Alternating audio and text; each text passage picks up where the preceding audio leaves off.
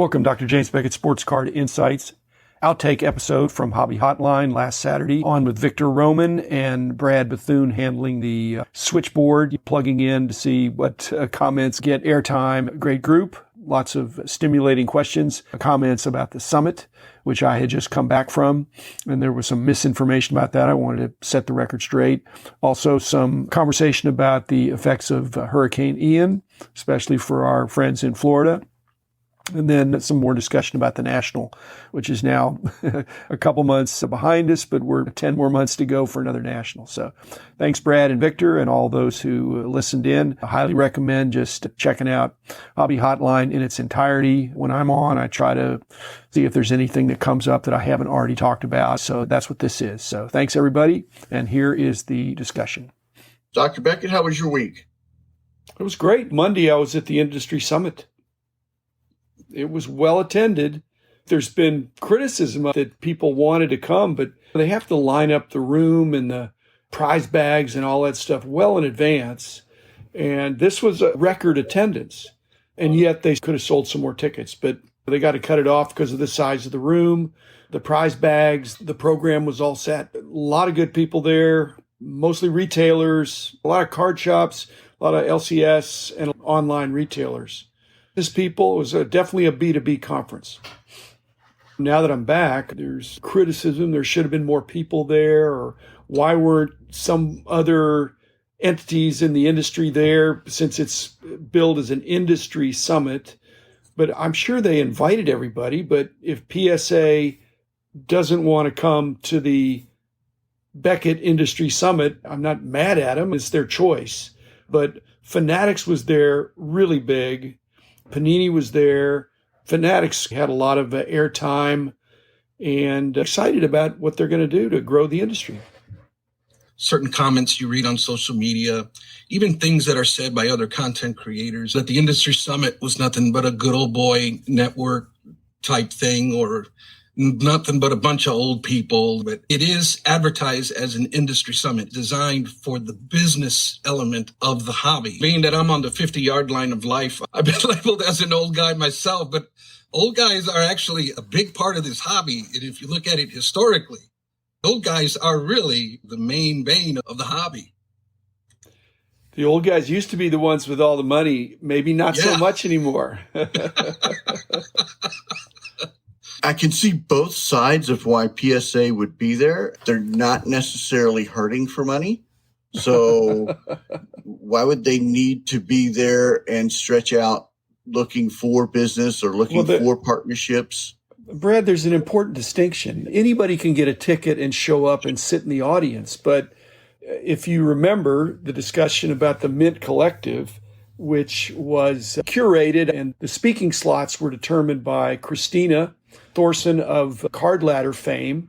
And they were there at the industry summit. Chris McGill, and I didn't see Josh, but Christina and Chris's brother were there, and they were filming and they were wandering around and doing stuff. But again, if it's the Beckett Industry Summit, they're going to get to determine, Ted Barker, who gets up with the microphone. So PSA could come, but if they're not going to get a chance to speak to the whole group, which I'm not saying they would or wouldn't, but to me, that's probably their determination why they wouldn't go if they're just sitting in the audience. Because they can do that at a card show. They can go to a big show and wander around. And like I say, Card Ladder was there, and that's part of Collector's family of companies. I would think they might want to be there to see possibly some different technology, or possibly some sort of new partnership that might be available out there. And by not choosing to go, that's closing that door or not giving them that opportunity to see different things. I hate to speak for them, but let me just say this. They are in a dominant position, Brad. They don't need to knock on anybody's doors. They don't need to go hunting for business. They have all the business they can handle. People are knocking on their door. So they don't need to create greater awareness for their product. It's not that they don't believe in the industry. They're very bullish on the industry. But if they look at the cost benefit of going to the show and supporting Beckett Media, they chose not to. And I don't think they made any big stink about it. Like I said, Chris and Christina were there. circulating around. So I wouldn't make a whole lot about that. But basically, this was not like the Mint Collective where you were circulating and trying to meet these startups and all that. 80% were retailers, local card shops, and they weren't these tech startups. There were a few of them there, and they had booths out in the surrounding area, but it was mainly to help the retailers in the industry figure out how they're going to continue to be successful in a changing market. That's how it started. Back in the industry summit of the Kit Young days of Hawaii, it was old guys, the veterans, because there wasn't as much new blood back in the day, but they'd always scholarship in a bunch of card shops to come over to Hawaii. The distributors were very active. GTS even was very active at this. That's the legacy of this show. It's not a consumer show. In fact, the card show, I don't think did very well. I just wanted to extend a heartfelt shout out to those affected by Hurricane Ian. I did a couple of purchases on eBay over the past week that had to be canceled due to folks being affected by the hurricane, and just heartbreaks. I can only imagine. I'm sitting here and I'm thinking, man, what if a hurricane came through here? How horrible would I feel if I lost my collection to a hurricane, whatever catastrophe? Anybody in Florida would have wished they had their cards in a vault that was super secure. If you were a collector in Florida and you were in Fort Myers and your house was demolished, your graded cards, are they floating away?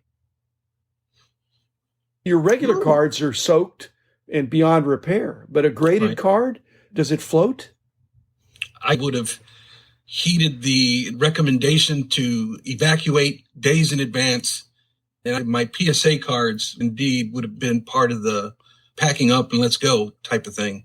It's another argument for having a smaller collection. The old guard wanted to have a large collection with lots of complete sets.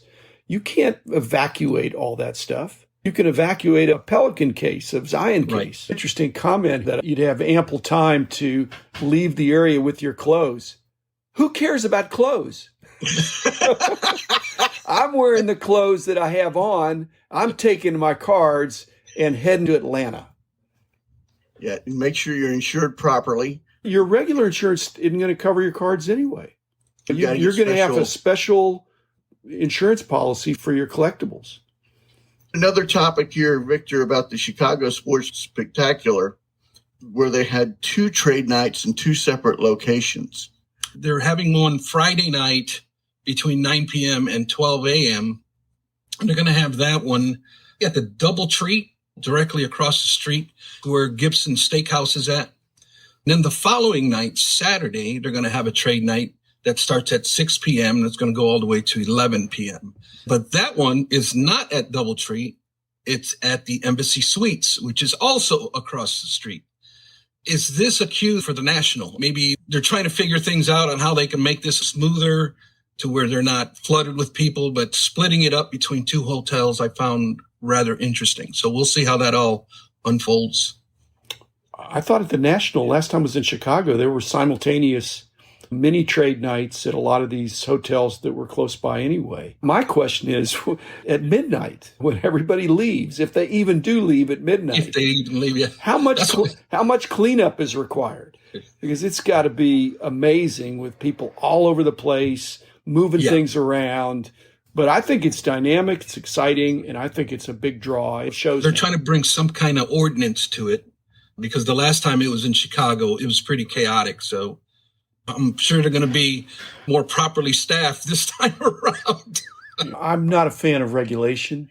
The only regulation I want to see is fraud. If somebody's doing something bad, I want them put in jail. So over-regulating the trade nights, I'm not in favor of that. I think the fact that it's so dynamic and so chaotic is part of the fun. Otherwise, it's just like an after-hours card show. It needs to have that dynamic. I can envision in Chicago, if we fast forward 10 months, is that there are going to be people in communication from these various trade nights that are all within less than a square mile. And there are going to be people videoing and showing things. I think there's going to be people going back and forth Now, it's going to get late at night, and if they're drinking, they're going to maybe make some bad decisions, but they're going to have fun with it. The dynamic aspect of trade night is that you just don't know. We're on Bench Clear Media now, which I think is great. I like Mike and Ty and those guys, and I think they do a great job. But Mike is always talking about when he goes to the National, his other vintage buddies are aware of what he's looking for. And they will text him or direct message him to, hey, get over here because somebody's got something that you want. I'm keeping an eye on it for you. Do you want me to pick it up? So there's a close-knit group of at least vintage collectors that I think look out for each other. So at a trade night, if that stuff's there, they're going to communicate. I think that could be happening to a great degree as people collect together, because that's not a random act of kindness. There's nothing random about it. I know what Brad is looking for. If I see it at a trade night and Brad's not there, I'm going to message you and say, hey, do you want me to pick it up for you? Do you want me to trade for it? I think that'd be exciting. Yeah. Why is the National always in Chicago? It's not always in Chicago, but it's every other year in Chicago because I think it's recognized as the best place. But the bylaws require that the National move at least 2 states away. That's why it can go from Illinois to Ohio. There is a board elected by the table holders. The board vets the sites, then they either present the slate to the dealers, or in the old days, they would say, hey, do you want to go to Cleveland or you want to go to Chicago? And it'd be a vote of the dealers that had priorities above 3 or whatever. I don't know the exact rules, but dealers from past Nationals were getting a chance to vote. It wasn't just one person, and these 3 guys that have taken over the National, they're going to be working within the bylaws.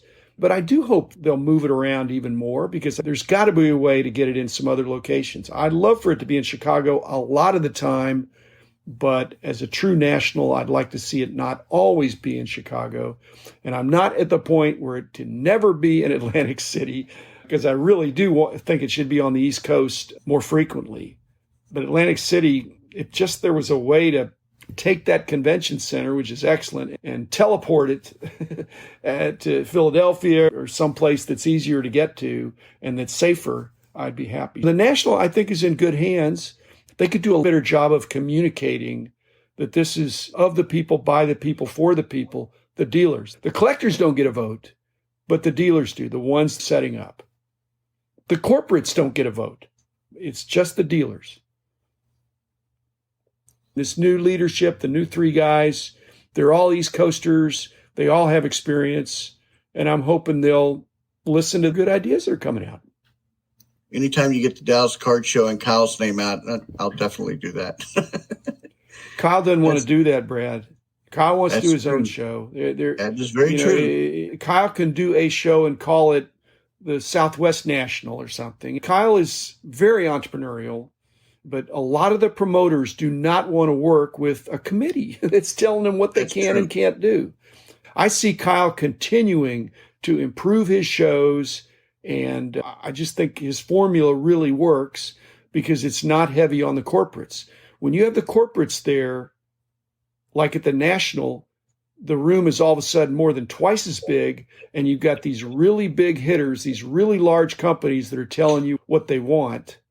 It's way different than a dealer saying, hey, I don't like my table location. The man in the house of cards. The man in the house of cards. The man in the house of cards is doing